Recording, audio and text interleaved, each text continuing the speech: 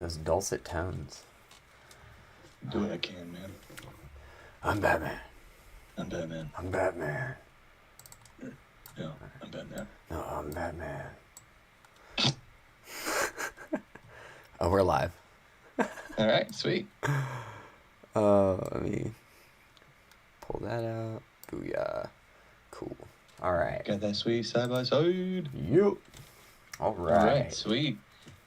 Hey, how's it going, everybody? Welcome back to the Boy Wonders podcast. I'm Daniel, And I'm Trevor. and thank you guys for joining us for part 2. It's exciting. It's very exciting. Yeah, dude. So when we finished up last night, I went through and just kind of started just flipping through pages a bit and realized that we didn't actually finish book 3. Book 3, Yeah, like, I know. book 3 ends with one of my favorite panels just of any comic ever. Mm-hmm. Um, And dude, after I said, "Oh yeah, that's what we should end it here," and I'm like, "Oh no." yeah. Oh, but I mean at the same time, like when we were talking about it, I'm like, oh yeah, that feels correct. Yeah, because I could have sworn, like I said, I've because I've reread it since I got it in single issues. Right. I've reread it probably 3 or 4 times in the hardcover edition, so Yeah. it reads as one cohesive story. Sure. No, absolutely. Let me see. So I did have a bunch of panels saved, and now they're all gone because why not? Dennis Sloan, hello, thanks for joining us again. What is going on? Where is? Oh, nuts. Yeah, I had the hospital sequence saved, and now I can't find it. That pisses me off. That's fine. It's fine. Well, dude, let's just jump into it. All right, let's go. All right, Let's just get it. Okay, so where we left off, basically, Gwen had enough with the Sunday school and miracle training, essentially what they're doing for Chris. And she was like, just let him have a normal life. Let him go to public school. Let him meet other kids, Yes. And to get Slade's attention, Yep. Does a little stabby stab of the hand. She stabs herself right through her wrists and basically kind of plays into his own game. Mm-hmm. Plays him at his own game, rather. He's just she's like, think about the ratings. Yep. All right. So upon rereading this part, he doesn't say yes. No. He says deal. And which just shows what kind of person he is, right? Because right. He's all about the money. He's all about ratings. He's all about his, I guess, career facade that he has created for himself. So he's not a human being. He's not like.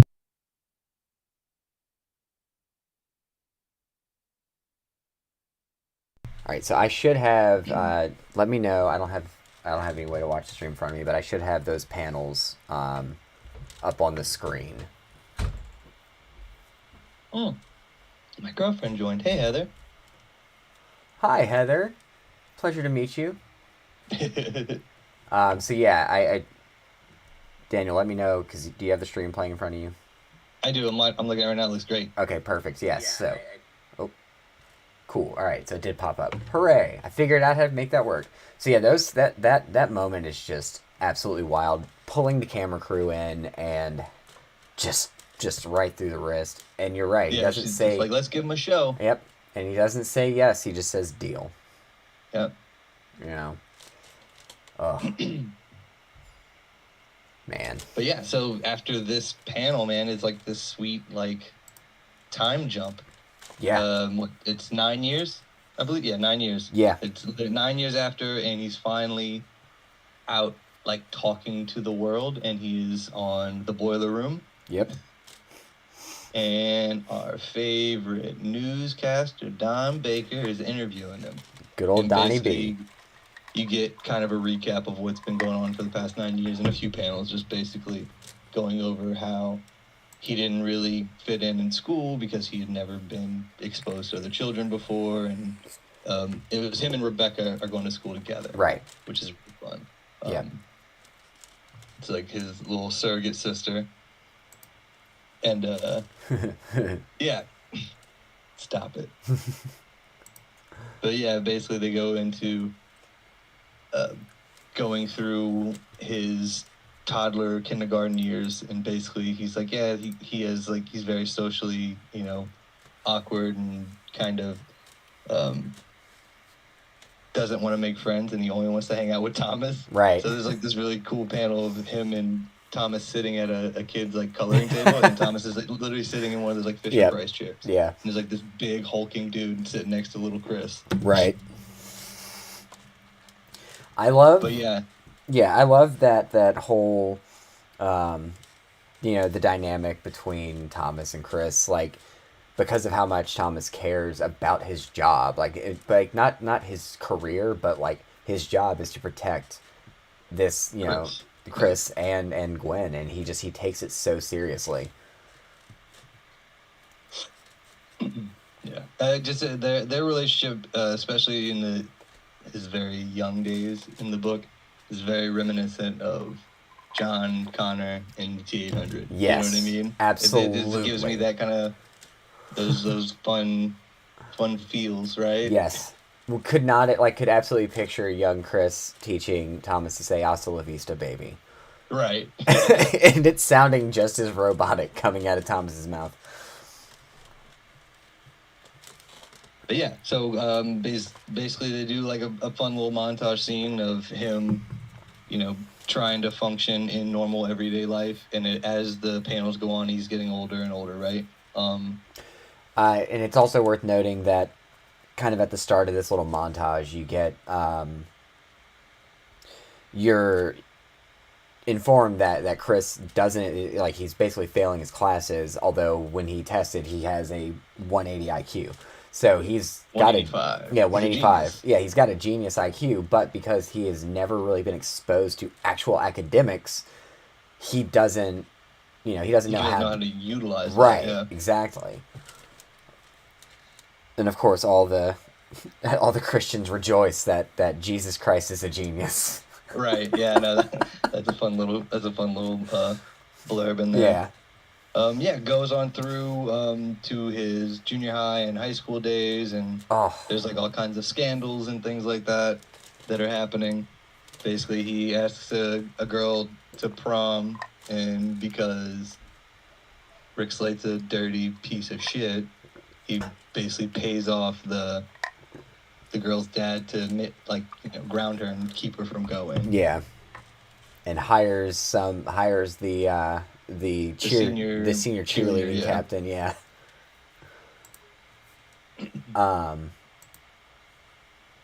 But like the thing about that whole situation, and it goes into it, it causes controversy because the girl was black. And so everybody's like, oh, he's a racist. Or Rick Slade's a racist, and he's trying to fight that whole thing. Let me see. And Don's basically grilling him. He's like, "Is this true? Is this true?" Basically, it's like Larry King, essentially. Yes, absolutely. So I have, hold on, where asking the hard-hitting questions. Right, and then here we go. Let me do that. Bang. So we have, Don just like getting in, like getting all up in his face. Right, yeah. And just because, like, Slade being the piece of shit that he is and the corporate scumbag, he's like gone on the air and said, no, it's not true. Like, that's just what happened. The girl's dad just said she couldn't go. So Chris got to take the cheerleading captain. Right. And then you have Slade standing behind Don Baker, giving just Chris the look. Mugging him down. Yep, dude. and he's just like, word, don't fucking tell them anything. And it's just so haunting to see this poor kid and just the pain and the sadness in his eyes. And that's what he's just trying to live, man. Right, man. And it's like what I was saying last night. The way that Murphy's able to convey so much emotion in their faces is just incredible. Like, you can see the sadness in this kid's eyes. Right. So there we go. It's back to us. Oh man, yeah. Continue. But no, basically, the interview comes to a head essentially, when finally he's like, Chris gets up, he's like, I can't do this. And then basically Slade, he like, does like the dad hand on his shoulder. He's like, you need to tell us everything that's happening. He's like, it's very important, son, Mm-hmm. And with both of his hands on Chris's shoulders, he's just like, you can tell that Chris is terrified of the Slade. Right. Right. And finally he goes, none of this is true. Taylor's dad wouldn't let her go, and I asked Sandy instead. Yeah. Mr. Slade didn't do anything wrong. He's always done what's best for me, to look out for me and my mom. And then the next panel is just Gwen going absolute ape shit back at the J2 compound. Just throwing shit, just breaking everything. Visceral and painful in every possible way, dude. It is just so... She's just screaming, tell the truth, Chris, tell the truth. Right. Yeah. And he can't because he's so afraid. Mm-hmm. So then they get back to the J2 compound, and Gwen's missing. She's gone. She's gone rogue, as they say, right? Yep. They can't find her anywhere. She's out in like the weird like jungle thing they've made, because it's almost like a biodome essentially. Yeah. There's like a beach part, and there's like a jungle part, and there's the lab and things like that. So she's like in the jungle, hiding in the trees, and they're just trying to get her to come out like the security team is, and finally Thomas, Chris, and Slate show up, and she's just like, you need to tell the truth, Chris, you need to tell the truth, Yeah. And finally, Thomas tells her to come down, he's like, it's not safe for you to be in the trees or whatever. So she jumps out of the tree, he catches her and all that stuff. And they share this, nice, like, moment. It's that same, like, the romance thing we were talking about yesterday, where it's like it's will they, won't they, but not really, They give you that impression. The panel's just like them real close, and she's like, I'm sorry, but hopefully you'll understand. If only we met in another life. Dude, and then rips the pistol out of his jacket. Yep. And aims it at Slate and Thomas. It shoots Slate in the shin. Just blows his shin out, man. Yeah. And essentially leads to a standoff between her and Thomas. And she's like, her and Chris are running, and Thomas is chasing after them and all those things. Just trying to get her back and corral her back. Right. So nothing happens. And it gets to like that one-on-one standoff of her and Thomas, and she's pointing the gun at Thomas. She's like, I do it. Please don't, I don't want to do it. And then he just basically, like the Punisher, just whips the gun out of her hand. Yeah. And he's like, I can't protect you out there. He's like, you and Chris aren't safe outside of the compound. So it's like, you get this moment with Thomas where you can tell he's like jaded, and he's very conflicted, because he's like, they will not survive out there, but they can't stay here because she's gonna lose it, right? More than she already is. And basically, Slate's pissed off because she just shot him. Yeah. And fires Gwen, opens up the gate, and throws her outside. So basically, Chris has lost his mother now because of Rick Slate. And it is my utmost pleasure to announce that I gotta kiss my baby. It's alright?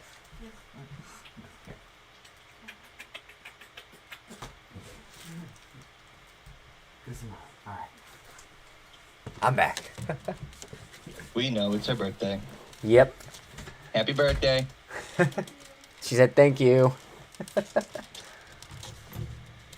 But yeah, so Gwen essentially gets fired from being her own son's mother. Mm-hmm. That's just so absurd. But it's the reality of what happened. It's like in The Truman Show when they wrote off his dad. Right. It's very similar. Like, you can tell that Sean Murphy's very, like, tuned in to where he gets all of his inspiration from. Tuned in. I see what you did there. Boom. But yeah, no, so basically at that point, everything kind of changes for Chris. Yes. And he just starts acting out, losing his mind, and basically he's like, He's like, the show's over until I get my mom back, and he just starts trashing the entire compound. Yep. Chairs through windows, through TV sets, destroying everything, spray painting. Hold on. Let me go on the walls and on the floor, and he says, "I'm a hostage," really big on the It looks like a big aquarium, like window looking thing. There we go. just wrecking everything, man. Completely destroying everything. It's the best. It is, yeah. And it's like that's his first, act of rebellion. Yeah. Taste of like true anger, because he hasn't, he's lived his whole life in a bubble, and then he's like, "What is this feeling I'm having?" And just destroys everything. Yeah. Oh. Finally, he gets down to the garage area, and there's Thomas just sitting on his sweet fucking motorcycle. Yep. And they have a nice little heart-to-heart. Yeah. And basically, Chris is like, "I don't know what to do." He's like, "What's the point of this anymore? Who am I without my mother?" Yeah. Oh. Ugh. That shit hurts my heart. It does. A lot. Dude, it really does. It does. It is, it really just, hold on, let me see. Open new tab. Yeah, it's one of the many moments that are just utter heartbreak for the sake of heartbreak. Like it's so honest. I get it. It's all for character building for him and but it's so what he will eventually become. But like, man, it's just so honest and so rough. Real. It's such a rough experience. Yeah. 100%. Where did that go? All right, cool. I have a panel to go with the next page. Yeah. So basically, cut to the next scene. Essentially, is Gwen in a behavioral health clinic, essentially, because she had a full-on mental break. Right. So she's now sober and depressed and at this clinic and doesn't know what to do. So she's at the top. It's obviously like this giant skyscraper kind of complex, and she goes out on the balcony and decides to jump off. And then we get this scene. And this is one scene that I'm still confused this day. Is like, I don't think that this is real. I'm still convinced that this is like her just like going through withdrawals. Right. Yep. But yeah, she dives out the window, and then all of a sudden, an angel comes out of nowhere, just swoops down and grabs her by the shoulders, slams her back, like flies her back up, and slams her into the hospital bed. And he says, "What kind of fucking mother are you?" Oh. And I was just like, "Ooh." Yep. And then she gets up, all disoriented, goes to the bathroom mirror, and there's two big hand-sized bruises on her shoulders. And I was like, wait a minute. I was like, so did this happen? Did this not happen? Was she freaking out and one of the orderlies had to hold her down? Like, I still, like, because the rest of the story, for the most part, I mean, granted, it's very futuristic sci-fi in nature. It's pretty grounded in reality. Yes. And then to throw that scene in there just kind of threw me for a loop. And I was like, wait a minute. I was like, is this for real? Yeah. So it's very ambiguous in that kind of way, right? And it's beautiful for that. I think that's the perfect thing. That's why it's one of my favorites, because it keeps on keeping me guessing. Yes. What I'm reading, 100%. Whoa. Hold on. Stream what just happened? Whoa. Stream. All right. It says stream is helping. Okay. Yeah, then our bit rate's a little lower than it wants. We're fine. We're good. Stream status is good. Okay. Yeah. You're the man behind the curtain, dude. Yeah, I'm the guy in the chair. Mm-hmm. No, but yeah, so that's kind of her like wake up moment, essentially, at least for her character development. Yes. And then she shows up on the boiler room with Don Baker, the news program, and is telling her side of the story and all the things that she went through, and she wrote a book. I'm guessing this has got to be, some months, maybe a year later. Probably. Maybe a couple years later at this point. Yeah, because, Chris was essentially like a freshman in high school. Right, because, yeah. And at this point, he's like 15 or 16 now, so, it's probably about a year. Say a year. Yeah, it's about a year. So she basically cleans up her act, writes a book, like basically a tell-all about her experience with J2 and Slate and all that stuff. And then she basically teams up with the NAC. Daisy Milton's disgusting ass. Yep. Yeah. Because she's become like a born again believer due to the angel that because saved of her experience, yeah. Mm-hmm.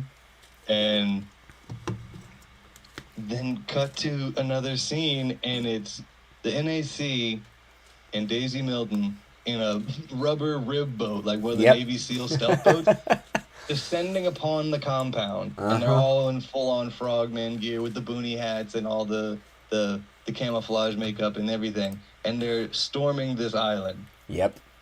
And it's like it's Daisy and Gwen, and then a whole bunch of like looks like special forces dudes. Right. That I guess are part of the NAC, or they've hired to help them. Yeah. I'm guessing spring Chris, right? Pretty much, yeah. That seems to be the intent. Shut down J2 and spring Chris from his prison. Right, because that's her son. Yeah. You know? And then just cut to a whole mess of panels of Thomas going full commando, and he's just a one-man wrecking crew. He definitely earns his nickname, the Cemetery. Yeah. In this whole, what's probably like 4 or 5 pages. Yeah, dude. I mean, it goes on for quite a while. Yeah, dude. Yeah, it's just him wrecking these dudes one by one, you know, and they're all talking shit, you know. He's like, "There's 6 of us and one of you." Right. Blah. And he's like, "Okay," and he just pulls out a buck knife and he just starts fucking them up. Yep. And then he's fighting this one dude. Oh. And as they're like tussling on the ground and things like that, he gets hit like 4 or 5 times with a trank gun, and the dude gets the upper hand on him. And as he's about to get like basically killed by this commando dude, Cola, the genetically altered polar bear, the big basically Labrador retriever polar bear, comes out of nowhere and just starts mauling this dude and saves Thomas's life. But not before The dude kills Cola. Oh. Dude, like there's a lot of like emotional shit that happens in this book, but when they killed this sweet polar bear, dude, I know it's like an oxymoron, but right. I mean, in context of the story, right. yeah, dude. Well, dude, it's like it reminds me. Best. It reminds me of Shiva the tiger from Walking Dead, man. Like, I didn't need to see that sweet tiger die. No. I didn't need to see this sweet polar bear die. He's named after the Coca-Cola polar bears. Like, yeah. But yeah, after the dude stabs him in the neck, basically Thomas shoots the guy that stabbed him with a trank gun in the neck, and then kind of cradles Cola, and he's like, "Good bear, Cola, good bear." And then the dog, I keep saying dog because he's basically a dog. The polar bear dies. He's the goodest boy. He really is. The goodest bear. So while Thomas is dealing with all the special forces guys on the outside perimeter of the compound, what's happening on the inside is Daisy and Gwen are just hauling ass through this compound, because Gwen used to live there, so she knows all the ins and outs. And Daisy's just chucking smoke bombs and flash grenades and stun grenades, just trying to like get them to where they need to be. And if you remember from the last episode, after Tim allowed Gwen to escape, basically Slate took control of all of the controls and electronics in the entire compound. So basically what happens next is Slate's got the controls there, and they have the phalanx of all these like SWAT team guys guarding Chris. And there's like these giant blast doors, and they're open, and they have the phalanx there, and basically she's like, Chris, I'm here to save you. And as she's running through the hallway, she's like almost to Chris, you know, and you just start seeing all these different speech bubbles coming in from the side. I guess it's all the camera crew and everything, and they're like, my camera stopped working. I don't know why my camera's not working. The lights are gone. My stun gun's not working. So all the technology in this room is shutting down as she's running in. And then basically, as she says, "Chris, I'm here," she's going through the doors, and the big old blast doors slam shut and basically just crush her in half. Yep. So basically, Chris watches his mom just get cut in half, murdered in front. And it's really fucked up because I just noticed it as I was going through like my notes for today. Yeah. If you look real close in the two panels, there's a like an iPad looking thing, and Slate's pressing it, and it just says increase closing pressure. So just look at it. Oh my! And you just see Slate. So and he's just like slowly crushing her to death in front of him. Yeah, and you even see shut doors execute in the iPad in that first panel. Holy shit! Yeah. So Slate's not just a sleazeball businessman; he's a full-on sociopath. Yeah, I've never. If you didn't think he was already after murdering a baby. Yeah. So this is it's gonna be blurry. I couldn't find a higher res or a bigger image of that, but you get the idea. Yeah, and it's the worst. And Chris is pleading with his mom. He's like, "Mom, tell me what to do. What do I do? You know?" Oh, dude, the crunch and the pops and the cracks. Yeah, they have all the sound effects, which they're effective, but not necessary. Yeah, no, it is so it's. No pun intended, but it's overkill at that point. Like. Right. Yeah. But basically, her last words to Chris are, "Chris, I love you. Saw Angel, forgive me." And then she dies. Yep. The last thing she says to him. Yep. And then Slade, keeps saying, he's like, "Oh, get a doctor. We can still save her," knowing full well this motherfucker just killed her. Oh yeah, absolutely. Right. And then we get the coolest montage, like. Well, at this point. Yeah. Oh, wait. I think I scooted ahead a little bit too far. Okay. I'm where I'm supposed to be. But no, at this point, no. Thomas grabs Slate by the throat, and he slams him into the blast door, basically, and he just starts, you just hear the same crunch, pop, crack noises, and he's squeezing Slate by the neck against the wall, and he goes, admit you did it, you fucking killed her, basically. Yeah. And then he says, say it, and Tim's like, don't do it, maybe don't kill him. He's like, because if you kill him, he's not going to, you're going to go to jail, and that's it, Yeah. So basically, he lets go of Slate, and at that point, Slate fires Thomas, too. Yep. Yeah. So now, not only has Chris lost his mom, but he also lost his best friend and his polar bear, all in one night. Dude, it's just so horrifying. But this is the worst... probably 10 pages I think I've read. Yeah. It's just, it's so depressing and so bleak. Right. But then we get the cool 2-page spread, man. Wait, before we get to that montage, I know you're itching to get to it. I really am, dude. I really am. No, this panel right here is like this big splash panel, and it's basically, they finally get the doors open, and Gwen's laying there in a pool of blood, and Dr. Epstein is standing next to her, and she's upset, and then you just see the reflection of Slade just standing there very pleased with himself with his arms crossed in the pool of blood. Shit's gnarly. Yeah, you can't see that. Yep. There he is. Yeah. I couldn't find the panel on images, but yeah, it's the worst. But then Trevor, we get it. Please. We get the training montage, man. You've been saying it. Dude, hinting at it for the past few minutes. Please. It is so. We get what amounts to the 80s, the 80s training montage, and it's Chris jumping rope while Epstein's talking to him, and she's like, "Oh, you've been doing this for hours." And he's like, "Yep."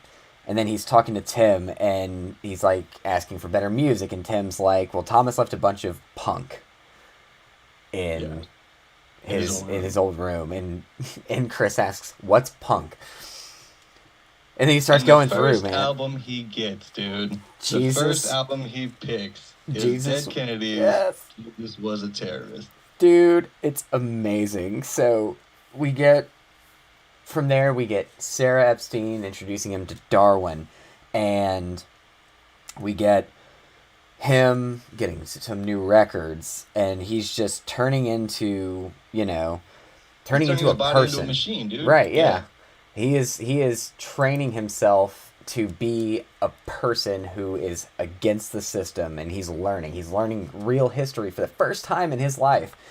They hotwired all of the hologram systems so that he could actually like learn history. And then we get Don Baker live from the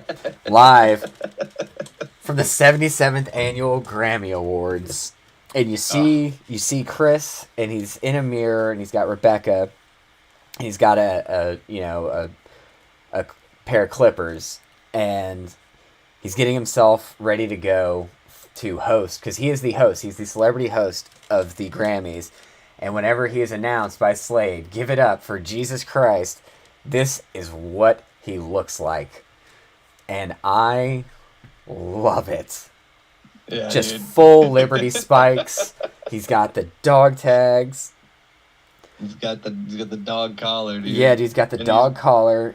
Pierced with the suspenders ear, and everything. Dude. Yes, yeah. like just and the striped pants. And he's just like literally pulled. He's an extra from any '80s movie, you know. And I love every second of it. It's so good. It's perfect.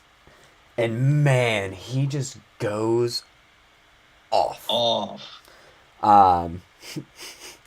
What? No more applause? Something wrong? Or am I not the Jesus you expected? Is what he says to everybody. And sorry to fucking disappoint you, but I am not Jesus Christ. And he does. He completely dismembers the ideas and the notions that everybody has been, presuming or, pushing upon him. And all these ideas that people have thrust upon him, and all this great responsibility of being the savior, right? Yeah. Because he is not Peter Parker. He does not have great power. Therefore, he has no great responsibility in his eyes. And he goes off on corporate America and government and religion and, straight up says 2 billion people starve each day while America hoards global resources for obscene overconsumption. We're gorging on oil, fast food, and entertainment while we remain isolated from the true cost of our habits. And I'm the embodiment of it. It was only a matter of time before you created me, wasn't it? Dude. It is so brutal and like just honest. Super real, dude. Yeah, dude, it's so honest. And then he goes on to, outright tell everybody Rick Slade killed my mom. And he said, sometimes I wish I was Jesus Christ and that this was the second coming. Then I could take you all to hell. And then he just destroys the teleprompter and it explodes. It's so rad. It's like the, I guess without sounding cheesy, it's the most punk thing I've seen. Yeah, in a comic hell yeah, bit, man. It is absolutely. And that's, in that, so we finally have, in the 4 issues later, we finally have punk rock Jesus. Right. You get the namesake right there. Mm-hmm. And from that point, he basically hauls ass, and he's sprinting through this all the back alleyways and things like that of the wherever they're hosting the Grammys, whatever big theater this is. Right. And he escapes. Yep. He escapes. He goes through like all the air vents and tunnels and all that, and he escapes. And the last person to see him just hauling ass is our boy Tim. Yeah. Yeah, man. He goes, "Keep running, Chris. Please don't let us catch you." Yep. And I just like it speaks to the nature, like all the people that are working on J2. Epstein, her reasoning for it is her research. Slate owns her research, and if she leaves, she loses it. Tim, you got to kind of figure when he signed on, it was probably for a paycheck. But the more that time went on, he started to care about these people, and that's why he stayed. Yeah. There's no, but like no, like that when Gwen and Thomas are gone, right? Who's he got left? He's got Epstein and Tim. That's it. Yeah. And Rebecca. I mean, obviously Rebecca, but I mean like like parental units. Yeah. That's all he's got. But it's basically like he's just the cool uncle, at this point. But man, oh man, and we get so it is so good. So from there, you get the cool montage of him dipping out, and then you see Epstein. She gets home. She's looking for Rebecca, and she's out on the deck, and she's like, "What are you doing out here?" And she says, "I'm helping a friend." And at the bottom of the panel, you got Thomas sitting on his motorcycle, revving it up. And from there, we get another flashback, and we learn why he is called the Cemetery. Mm. So, This is so good. it is. So, Thomas was a member of the IRA, brought in by his uncle to fight his father's war, and you get to see him growing up and training and learning, and there's allusions to him going to Libya and training there with the terrorist forces. No, And, there's no illusions. He goes. This thing, they send him a couple times a year to Libya. oh to yeah, train yeah, yep, that's right. because they can't do explosions Right. in in Ireland. Ireland, yeah. No, unless it's one of those things like you do it when you mean it. Right. So they're in the bar. It's like the neighborhood bar, and it gets shot up by members of the Royalist Party.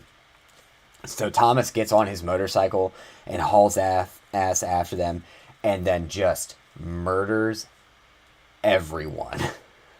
Every just single off-duty royal Yep, constable. that he can find, and he kills them It's a all. bloodbath, Dude, dude. it is brutal, and it's Like, I've never seen so many heads explode in yeah, 4 panels. and it's black and white, and it's just it's not even. It's almost more brutal because it's not gory, or it's not Right. it's not super detailed. Like it's literally just a black stain shooting upwards. Splatter, yeah. Yeah, it's a Yeah. splatter. So, but you know what's happening, and that makes it even more intense to me. Mm-hmm. And at the end of all that, he's sitting in a tattoo parlor, getting crosses tattooed on his back, and it says, "How many crosses? One for each victim." And in this spot, But no, that's the... Hold on. The crosses aren't for the ruck. Remember, he finds all those traffic victims in the... oh, that's right. Yeah. All Um, those people that they had been trafficking. right, yeah. So you see him start working on it, and then it flashes forward to modern day, and he's sitting on the motorcycle shirtless, and he's just got crosses all over his back, covered from all the victims of the Royalists. Yeah. That's why they call him the Cemetery. That's right. Enter the Flak Jackets. Ugh. This is a band that I wish existed, dude. Right. Like, they just seem like they'd be badass. Yeah. And So the Flak Jackets are a fictional punk band in this universe, right? And Yep. they are in this 2020, well, actually, no, what, at this point? it's probably 2021, 2022. No, because remember, the book started in 2019. Oh, and that's he's right, 50. yeah. So, yeah, so it's Yeah, so 34. Yeah. wow. Man, that's not long from now. 2034 at this point, and they're the Yeah. last punk band, Mhm. essentially. Like, the last real band. Right. And they're based in Manhattan, if I believe. Yes. It's Brooklyn. Brooklyn, yeah. Yeah, they're based in Brooklyn, and basically because of global warming and all sorts of natural disasters and stuff, Brooklyn has become a flood zone, so it's not inhabited by normal everyday people, and it's just basically squatters and punks and things Yeah. like that are just living in the remnants of the city. And then they host all these, basically guerrilla punk shows. And the Flak Jackets are the last band, and basically their singer quits, and they're holding an open audition, and it's in this, basically it looks like a giant stadium, But the singer quit to join the NAC. which is super ironic. Oh, it's one of my favorite little just details. Yeah. And then, sure enough, they hold the open tryouts, and they're like, all right, we're going to start them now. And Chris runs up on stage with his mohawk. Mm-hmm. So, but the line. So we're looking for a new front man. Let the tryouts begin. Who's up first? Hopefully somebody who won't leave us for Jesus. Jesus Christ, you mean? I fucking hate that guy. And it's Chris. And it's Chris. After he pulls his hood off. Yeah. Yep. I was like, oh. Yep. Dude, it is just bonkers. It's just crazy to me. You know what I mean? Like, how we go from this kid being the the second coming, right? Right. J2, to him basically completely leaving religion behind and joining a punk band Yeah. in a span of 15 years. Right. You know what I mean? From his birth to now is insane. Right. And I mean, like I was saying last night, it is one of those things that you see with a lot of people who were raised on religion and just, had it Right. shoved out. Like, there, I especially within my church, like we have a lot of, like, we're very family centric. So yes, like most of the people grow up in the church, but it's not like, we're not like some of these people out there that just like make you just like have disdain for it. Right. It's just like the NAC is the perfect embodiment Right, of that. it I mean, like is. that's the extreme of it. But Right. It's like it's the intolerance and the Yeah. just the negativity of it all. Right. Okay, like, love well, it's like everybody except for the people yeah. we don't want you to love. Exactly. That's literally just took the words out. Yeah. That's where I was going. I was like, yeah. I was like, okay, yeah. So the person you follow, you're supposed to love thy neighbor. Right. But not them Yeah, over there. yeah, not that those neighbor. guys. No, I don't love them. No, don't love that neighbor. That neighbor. But that's like I don't know where any of you guys stand with that. I'm not the biggest, most religious guy, anymore. But I don't know. Just that gives me the ick, dude. Yeah, dude. Well, Just, because it's so contradictory to the whole message of exactly, the Bible, man. I get that's why it turns people away. It does. It's we are just literally supposed to treat everybody with kindness and compassion. That's the rules. Like that's what the book says. Yeah. It doesn't say love everybody except for these people. No, it just tells you to treat people with compassion and humanity and love. Right. That's it. Just like Rick Astley said, you know the rules and so do I. Of course. Oh man. So we get. All right. Yep. Let's keep it going. Yeah. I know we're kind of on a time crunch here. We are. Yeah, we are. So we've probably got about 30 minutes, and then we got about 30 minutes to wrap this up. Yeah. I'm fine with it. I'm good. Good. Yeah. All right. So we hit back with our boy Donnie B. Donnie B. And Jesus Christ has resurfaced in New York City. And to the horror of many Christians in the NAC, he's become the new lead singer for a punk band called the Flak Jackets. So that we kind of missed, we kind of went fast forwarded through it earlier, but when he booked it out of the Grammys, Rick Slate went ahead and told everybody he was actually on the island still. Everything's fine. Don't worry about it. We're just kind of we're on a hiatus right now, but everything's cool. We've got him. He's cool. He's fine. He'd been lying through his safe and sound back here, J2. Yep. Psych. He'd been lying through his teeth, and now everyone knows it. I hope you have a picture of the splash page. Please tell me you have a big old. Oh yeah. Oh okay. Wait, which one? Yes. I know which one you're talking about, and I do. I have it. Oh, I've got it. Yeah. In the holster. Good. So here they're playing a show, and they have cameraman, like a journalist goes with her cameraman to try and get an interview with Chris, and of course he's just like, I've never had this done before, and he just gets all up in her face about it, and he's like, you know what, you want a statement? I know how it works, blah blah blah blah. He says, hello America, the most Christian nation on earth, the one that God has blessed. This is Jesus Christ coming to you live from Lower Manhattan, telling you all, bang. There it is, dude. All of its glory. Yep, two middle fingers. Double middle fingers, dude. Like, this is where Sean Murphy really shines to me, dude. Just like it's just very abstract. Like you just see all the music notes, and then the fight and the mosh pit going down. Right. The band just jamming in the background. Yep. And man, dude, and that's how he ends. That's how he ends that issue, and it's like it is the most. Period. Just the most. Yes. Yep. There's no other way to describe it. It's so just perfect. And I mean, the fact that he is standing, arms extended, Yeah. Like, it is so... Dual middle fingers out. Right. Dude. Just like, fuck the man. Yep, and the band is rocking. And like you said, the pit's going. And you've got the horrified look of the reporter Like she Yeah, is just just running mortified. just pure panic. Yep. And it literally like picks up the next issue picks up right where that one leaves off, and he sends the entire.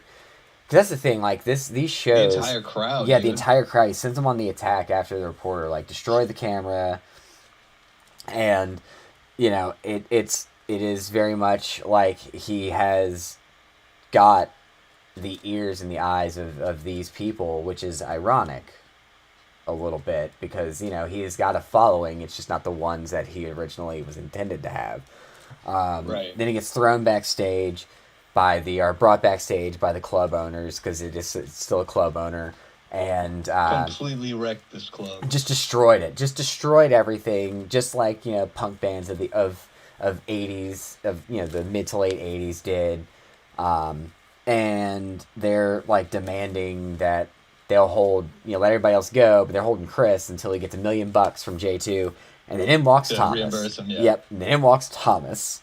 He found him, dude, and he's just like, "Are you okay?" I Yeah, fucking love Thomas me so too, much, dude. man. He's He's great. just so cool. He is so cool, man. And he does. He goes in and he asks Chris, "Is like, are you okay?" And then the club owner's like, "Yeah, he'll be fine after I get my $1 million from J2." And Thomas just like, "We're leaving." And the guy's arguing with him, and he's like, "You watch this." We're not leaving. Yeah. Period. Right. Without that million from J2. Yeah. Yep. And he's like, "You all watch J2. You know what I can do. You gonna try and stop me?" That's what I thought. And then they just leave. grabs Chris and walks out. And so, Thomas at this point, he's just trying to get Chris to come back to the island so that he can be safe because he knows that the NAC is going to be coming after him. And Chris looks at him and says, "Well, it's a good thing we have an army." And has a literal army of punk rockers and street kids and just everybody lining up, sitting on all of the fire escapes and stuff, just standing there. And Thomas is still like, he's just like, "Look, we've got to go." And Chris is like, "You're surrounded. You couldn't force me if you wanted to." And Thomas asks him, "What makes you so sure?" And Chris just looks at him and says, "You're not about to brawl with 100 innocent teenagers. I know you too well." And then asks him emphatically, "Just help us. Stay with us. We don't need to go back to J2. Do what you promised my mom you would do and help, like, keep me safe." And Thomas... And that's what hits Thomas yep. right there. Boom. Yep. "My mom asked you to protect me and she wouldn't want me back at J2 is what he says. And, Thomas then agrees. He's like, "All right, cool, but I'm in charge of everything. I am in charge of security. I make all the decisions." And we have one of my favorite little 2-panel splash screens. So they go on tour. And I need to get a shirt that... I need to just have this shirt made. But here they are. I've seen one on Etsy. They're actually pretty sweet. Yeah. The WWPR Yep. JD. What would Punk Rock Jesus do? Yeah, that was almost a hashtag when I was posting stuff. Yeah, you should have. You should have done it. It would have been fine. Yeah, I know.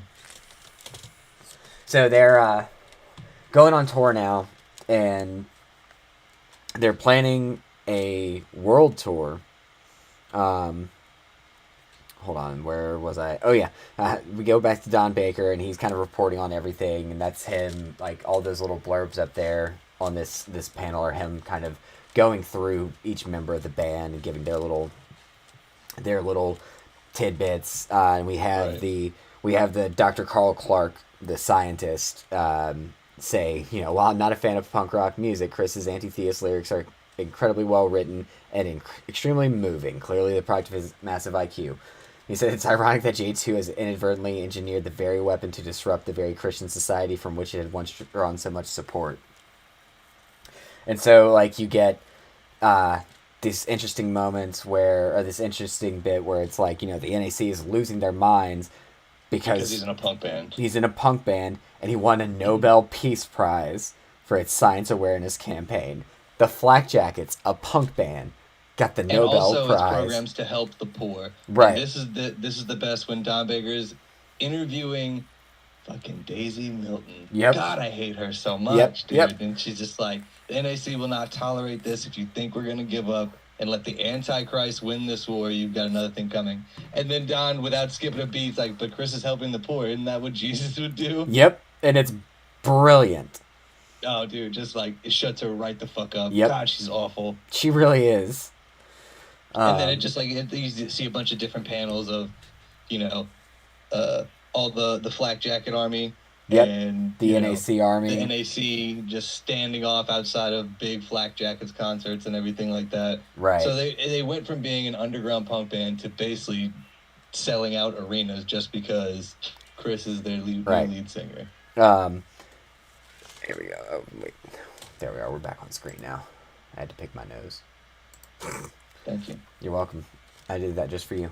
And we get, flashing forward a little bit, then we get the flak jackets themselves on the boiler room. And, he's interviewing them, and they're talking about the fact that Slate hasn't shown his face, hasn't said a word. And you find out, he left. Right, and you find out that he's actually been coming to Chris privately. Like, he hasn't said anything overtly, but he's been coming to Chris privately, first trying to threaten him, then trying to just smooze him, like, oh, hey, I'll fund your tour. Of course, I'll get some kickbacks, but, all these things, just trying to save face and pick up the pieces. Still keep his hooks. Right, exactly. And Chris is just not having it. And he's trying to fight it even more. Like, now he's trying to prove that he's not actually Jesus. So they're trying to get Slate to release the shroud, and he won't do it. And the Shroud of Turin, which Chris was cloned from. Right. And so it's... and then he says, and I love this line, he's like, I don't care whose DNA it came from. The way I see it, I'm the bastard child of America's runaway entertainment complex. And that just is so, like, that is what the whole book is about. Like, literally, in that one panel, you get the synopsis of what this whole story is about. Right, or what the whole story's been leading to. Right, exactly. That realization by him, and that, that declaration to the world, live on Larry King Live. Basically, yeah. So then he goes to Sarah, who tells him that she never actually saw the shroud. Basically gave her a vial of DNA and said, don't ask questions. Right, but refuses to testify on his behalf because she doesn't want to lose her research. Well, and she signed an NDA. Yep. So, like, she's going to get her ass sued. And then also, I'm pretty sure Slate has someone that would kill her. Oh, absolutely. Absolutely. But she says that, she can't, she said, if I told you the truth, then I'd lose everything. And Rebecca and I are so close to finishing. And she asks, and Chris gets mad, and she asks him, she's like, would you really have me choose you over the 8 billion people on this planet? Right. To which, he understandably would understand that, because he wouldn't want that, technically, or honestly. And then he asks, he says, there has to be something you can do, doctor. Your help would give me my freedom. And she says, you are free, Chris. No one is making you do all this. And that's such a poignant thing, and that becomes the theme for the rest of, I don't know, the next 40 pages that are left in the book, is that he's choosing to do this. He's choosing this fight. Yeah, right, he could easily just walk away at any point. And, wouldn't do any more damage. It wouldn't be, like, he could, and it would be okay if he did, but he just doesn't feel like he can. He feels like he has to take this all the way. And he is doing, he's doing what he thinks is right, and is arguing, with Sarah about it. And she says to him, she's like, sometimes I feel like a mother to you, and I can't bear to watch you drive yourself into the ground like this. And then Chris angrily shouts at her, my mother was a brainwashed media whore and a drunk. And then Sarah just smacks the dog shit out of him. Dude, just bats the taste right out of his mouth. Yeah. That's where we found out, he is 15. She's like, you're 15 years old, Chris. Yeah, so he's 15. He's only 15. Right. That's insane. That is absolutely insane. And dude, and, she says, your mother did the best she could, and she'd hate to see you like this. And Chris is just, he bounces, he dips. So then they're in they're in their bus, and they're cruising along, and the NAC comes up behind them and attacks them, and again, Just And it's like, dude, like right, he's got Thomas with him, right, and it's over for you guys. right. It's over for you guys. Oh, and there's so it's earlier it's mentioned and it's more implied at this point, but Thomas doesn't kill. He won't kill. He's got a very he's a Oh, yeah. yep. He They did a really good foreshadowing thing in yep there. yep In earlier in the book, it's when him yep and Tim are talking while they're working on the motorcycle, right? yep. He's like gives him a big insight into his background, and basically Right. he's like, so a man that went to prison for killing people Ooh, doesn't kill anymore, and yep. then Thomas is like, it's the last time. Yeah. And he goes, he's like some shit out of a bad anime. Yeah. Vows like that are usually broken before the end of the story. Right. Yeah. Yeah. But no, so so Thomas doesn't kill, and so we got him getting on his motorcycle, just pelting Daisy Milton with a bunch of like rubber rounds, and it's just and he does like just all this fucking John Rambo shit. Jumps onto the stabs his Bowie knife through the steering wheel on the Jeep Into that the they're column, yeah. into the column, so he can't turn. Flips the Jeep, and Daisy Milton's sitting there bleeding out, and Thomas is like, "We have to get her to a hospital right now. I won't let them die." Yep. And they do, and they get them there, um, and Thomas has this moment with Chris, and he's like, "Milton's going to be okay. The others are as well. But if you don't stop, then neither will they, and the NAC will become a Christian Al Qaeda." Right. Like, Chris is, he is fighting this fight and, leading this war, so to speak, but he is also, like, radicalizing the NAC more and more severely. And, they absolutely just, it's bizarre. It's almost like the Batman and the Joker, who created who argument. Right. Like, the NAC would exist regardless, but like Chris's because actions, he keeps poking the bear. right? Exactly. Chris's actions are causing them to get even more and more drastic. Like, if Batman hung up the cape and cowl, the Joker would more than likely go away because he doesn't exist without Batman. And it's a very poignant moment. And Chris asks him, he's like, suddenly you care about murder, the IRA, the troubles, and the dozens of people you killed, and no offense, but don't pretend that your struggle is anything like what I'm going through. Yours was a war of religion. Mine is against it.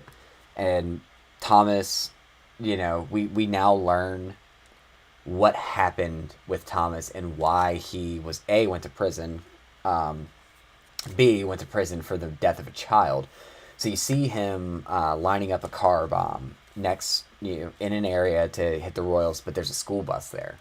And the school bus is stuck behind traffic, can't get out, and Thomas spazzes out, but he can't get, the car bomb. Abort, yeah. But the car bomb, it's wired, it's on a timer because they're remote detonators they can't use anymore because they started using remote, like the scramblers. The Ruck started using scramblers in all their police stations. Right. Yeah. So the school bus is trapped there, and Thomas freaks out, gets on the bus, starts trying to drive it through the traffic and get everybody to safety. And while he's doing that, the bomb goes off, and it kills 3 officers and one of the kids.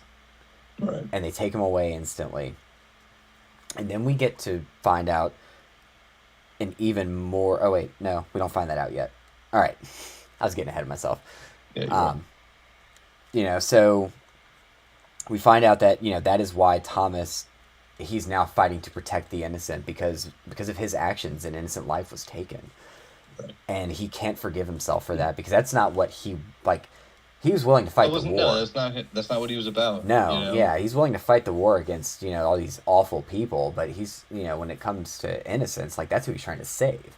He's trying to save the innocent people that the Ruck have harmed. And he said, my entire life I've been trying to figure out why God would make me so good at killing. I had an unnatural gift, it seemed, and I was certain that he intended me to serve the cause, but I was wrong. Then one day I met your mother, so sweet, innocent, and pure. She needed me to protect her from all the horror out there, the horror that I represented. And so it's... You learn now that, yes, Thomas is a firm believer that Chris is the second coming, and he believes in Chris. and he believed in Gwen, and he believes in protecting them because he thinks that God put him on this planet for this purpose, to be the ones that can protect, the second coming. So Milton wakes up in the hospital bed, and she wants to speak to Chris, and the police are there, and he's like, well, Milton, you did attack them, Thomas, you attacked them back, so we're gonna call it even Stevens, essentially. And Milton's like, Milton's just like asking Chris for forgiveness, and she's like, I shouldn't have attacked you. Even though you're misguided by the devil, I know you'll come back to the light. Let's just forgive each other for our sins and end this silly conflict. Right. And we get, it's. I think that the biggest purpose for including Chris's IQ that early on is so that whenever he says the things that he says, it's believable that somebody that's 15 years old would say them. He says, you helped create me, Milton, twice. J2 exists because they knew they could profit from the viewership of fat Midwestern Christian housewives like you, and your constant harassment over the years only increased ratings. Then you created me a second time when you contributed to my mother's death. That's when my faith fell apart. That's when I became an atheist, and that's why we are enemies. You've been like she was reaching her hand out to like shake his hand. Yeah. This guy is like, no, actually, no. I should think fucking and not. the ultimate fuck you cherry on top, and he goes, the flak jackets are gonna hit every hot spot, or every Christian hotspot on the planet, and the first stop that we're playing is Jerusalem, the birthplace of Christianity. The birthplace of Christianity. They're gonna play a punk show. Yep. Just because. So then, from that point, we do have a scene with Sarah back at the J2 compound. Oh, I got a time check. All right. So I did get confirmation. I've got about 15 minutes left. All right, cool. No, I mean, this is all just a exposition for Sarah's background, basically with her algae experiments and all the, trying to save the world. Sure. Right. Yeah, and, she does have a moment with Slate, and Slate's just, he's like, oh, are you asking her, because she's done. Like, her research is all but done at this point, and she's able to leave. And then Slate's going to be all alone by himself on the island. And Sarah asks him point blank, she's like, do you believe in God? And he says, don't be ridiculous. Right. And so it's like the whole time we know your God is money, dude. Like, we knew that, though, but then we got confirmation from the devil's mouth. Right. And so the end of book 5, it's, there are all of these reports that, people across the world are going to start radicalizing. Nobody wants this to happen with the Flakjacks touring to all these hotspots. Nobody wants them in Jerusalem. And Thomas is concerned about it. And their guitarist even says, I got a bad feeling about this. Right. And Thomas says, the U.S. Department of Homeland Security has helped protect you up to this point, but once we leave the country, there's nothing to stop dozens of different factions, all of whom hate you. And the guitarist, Rabbit, she asks, she's like, do you really think they would try something? And Thomas says, if I was a Muslim extremist, I would. Right. But Chris asks him, he's like, Jerusalem is a symbol, that's why we have to go. And says, if we make a stand... This is our last concert. Yeah, this will be the last one, then we're done. It'll all be over. Issue 6. And let me tell you, so this is actually the cover of, this is the cover of the deluxe edition, but it's also the 6th issue's cover. Let me get it. Open image. That's one I definitely want to get. So... the poster of. Yep. And then we get, the coolest... I love this cover. It's one of the few times you get any color, which is on the covers. But, yeah. So, we finally get, at the beginning of this book, we get the rest of Thomas's backstory. He gets thrown into jail, and he's sat down with an inspector who is like, look, I'm going to tell you what really happened with your father. As it turns out, as it turns out, Thomas's father's death was not quite as cut and dry as he originally thought, and he blamed himself for it the entire time. You have to remember, this Right. guy's been carrying the weight of his father's death on his shoulders his entire life. Yeah, he thought he killed his dad. Exactly, man. Like, he was so convinced that it was. But as it turns out, when Thomas is in jail, the inspector shows him a tape, and it's a recording of his father essentially trying to sell out, like, just selling out his brother and the rest of the IRA because he wants to get his family to safety because he doesn't actually. Well, man, this light just died. Oh no. Yeah, there we go. It But didn't no, yeah, actually basically, die. you find out that his father was really never part of the IRA at all to begin with. You know, Nope. his brother was the main part of it. You Yep. know, and then the inspector shows Thomas his dad's informant tape, Yep. basically. And he's like, in exchange for the safety of myself, my wife, and my son, I will give you all the information I have on the what's the faction, the Belfast. Yeah, the Belfast. region, right? Yep. Sorry, it's bothering me. Yeah. Yeah, his brother's name is Sully. We kept Yeah. calling him his uncle. You know, Right, but yeah. it's Sully, yeah. He's a douche, though. He doesn't deserve to get name dropped. No, yeah, he's a fucking piece of shit. Yep. It's the best. Yep. Yeah, the Belfast faction of the IRA. That's Right. basically what Right. he's selling out. So, yeah, and Thomas finds out then that, it was his brother there that night that killed his father. It wasn't him. It wasn't The Rock. It Yep. wasn't anybody. Nope, Yeah. it wasn't, and it wasn't, he didn't put the bullet in Thomas's father's head, Thomas Sr. He didn't put it, the bullet in his head as an act of mercy. It was an execution. So, Right. if you go back and watch last night's episode, you'll hear me say execute him, then correct myself and say, put him out of his misery, because, spoilers and whatnot. Right. But no. Well, and I was like, oh, man, I was like, what are you doing? Yeah, it was What an are you accident, doing? dude. It was an accident, all right? I was nervous. It's all right. It's all right. We're still learning. Yep. This is only episode 2.5. Right. So Thomas gets taken away, or he agrees to turn state's evidence essentially on the IRA in exchange for a reduced sentence, and then breaks out of jail and goes and gets his revenge, man. And he goes in and just guns down everybody in the bar. Yeah, their bar hideout. He basically busts in there. Yep. And fucking kills everybody. Yep. Kills them And all. Oh. Gets the picture of his mom, dad, and him as a child off the wall, and then walks out with his hands up. Yep. On his head, and just lets him arrest him. And then we have him in jail, and we have what I think... The second scene that makes me, I'm like, all right. Is this real or not? Right, man. And it's even crazier because he's sitting there and he's greeted by an angel with the face of Gwen. Yeah. And so you learn now truly why Thomas is so devoted to her. Because she came to him and told him that he could repent and be saved.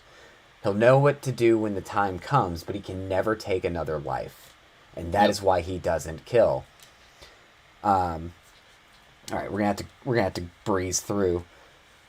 Well, I mean, there's not much left. Yeah. But yeah, basically, the reason he doesn't kill is because the angel that came to him looked like Gwen, and basically she said, "If you take one more life, I'll see that you burn in hell." Yep. And that's why, Thomas is the way Thomas is. Yep.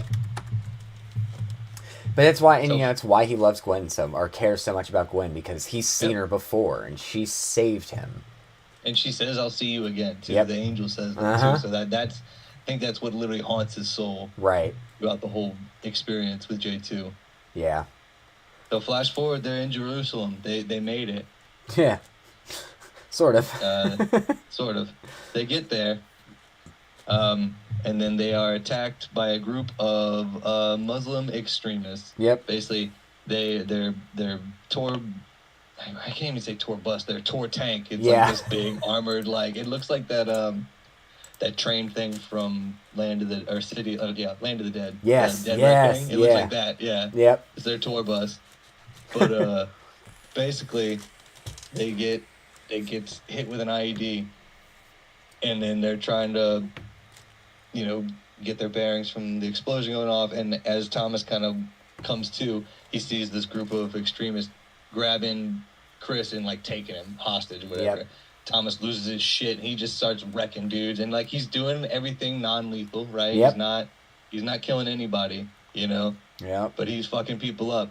And then finally they get to this point, and the dude just puts a pistol to Chris's head, and he's like shouting in Aramaic, right? Yeah.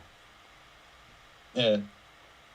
And then Thomas obviously speaks it as well, because Thomas is like super elite special forces on top of being, you know, the cemetery. So they're shouting back and forth, and basically he has a flashback of the angel saying, "Take one more life, and I'll see you in hell. You know, Yep. I'll see you burn in hell." And then another flash to Gwen saying, "Promise me you'll look after Chris." And then he has that weird conflicted moment. Yep. And then he just says, "Fuck it," and he just like he kills starts that dude that's blasting holding dudes. Chris hostage, and then just murks like probably like 15, 20 dudes. He's just dual wielding these giant ass machine guns, and he's Right. killing all these terrorists left and right. You know. So in that moment, he gets to Chris, and then there it's another explosion that causes it, right? But they get. Oh yeah, no. So in all of everything, their guitarist Rabbit is injured, and Right. we find out in the next panel she died. So they canceled their world tour, and Henny leaves the band. Henny's the drummer. Yep, Henny leaves the band, and then you see Slate burning down the J2 compound, and Chris. With all of yep, Sarah's research and everything. Everything is torched, and Sarah then tells Chris the piece of evidence that can actually prove, potentially, that the DNA wasn't necessarily from the shroud, by revealing that Rebecca is actually his sister. His identical twin sister. Yep. Well, not identical twin sister, per se. Well, no, remember she goes in to say that identical twins naturally you can't have male and female. Oh, yeah. So no one would know the difference, basically. Right, so yeah. she genetically engineers identical twins that are different sex. Oh, that's right, yeah. Yeah. So, and they reveal all of this to Don Baker, our boy, Donnie B, on the boiler room. Yeah. And we get the climax of the story, and that is the NAC storming the boiler room offices. And, you know, there's a great moment where Don Baker, they're running away, they're all trying to get out of there, and Don Baker says, you know, this reminds me of the 77 riot in Sri Lanka. Nothing like being chased by an angry mob to get your blood going. Yeah. And that's really what sold me on Don Baker. Because like at first I thought they were trying to push him as like a Fox News, right? Like, no, like no, not at all. Kind of character. Yeah. And then like as the story goes on, you're like, man, Don Baker's the shit. Yep. So they all get up and they get to a helicopter, and Thomas is like, "You guys go on without me. I'll take care of this." And Chris is like begging him, "No, don't do it." And you know, Thomas says, you know, or Chris is like, "I knew you were right. I messed up. I should have ended it." And Thomas is like, "I know you're not really Jesus Christ. I'm only doing this because I promised your mom." And Chris looks at him and says, "You're lying." And Thomas hugs him and Rebecca says, "I love you." And they get onto the helicopter, and Thomas just goes into the stairwell and basically just starts pummeling dudes and stopping them from getting there. And somebody fires either like a few rounds into the actual propeller of the helicopter, and it goes down. And then we have Chris impaled on the ground. And I didn't mean for that to rhyme, but it is kind of a heavy mistake that it did. But we get the imagery of the propellers in the form of a cross behind him as he's laying there impaled, dead. And it is just like, you don't read this book, you don't go into this thinking, oh man, he's gonna die at the end. Like, you think it's gonna be fine. You think that him, Thomas, and Rebecca and Sarah are gonna like ride off into the sunset? Dude, yeah. You think, yeah. It's not that. It's not that at all. So.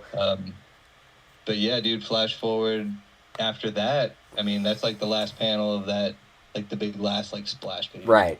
Then it goes into litigation. And basically, it's Slate on trial saying, you know, criminal negligence and possible homicide and child endangerment and all these things. And then because of the lack of evidence, he's acquitted. You know? He gets off, and he gets off, but Rebecca inherits the entire J2 island. Right. So, because Sarah's been her guardian this whole time, basically Sarah, Dr. Epstein, Sarah, whatever, Yep. gets to continue or restart her research on this island that her daughter owns right Yeah. now. And she finally tells Thomas, you know, after all this time, what went down. Right. You know? And he's furious, you know? Yeah. He's like, why didn't you tell me this earlier? He's like, we could have had Slate in jail years ago. Right. You know? And basically it comes down to kind of shitty on Sarah's part, where she's basically like, yeah, my research is going to change the world. Right. You know? So she got it hit that weird sticky spot, right, where she's like, man, she's like, I could nail this guy and get rid of him, you know, but also save the world, right? Right. Yeah. Save the cheerleader, save the world. But the best part of the whole book, yep, right here, the just desserts, dude. Yep.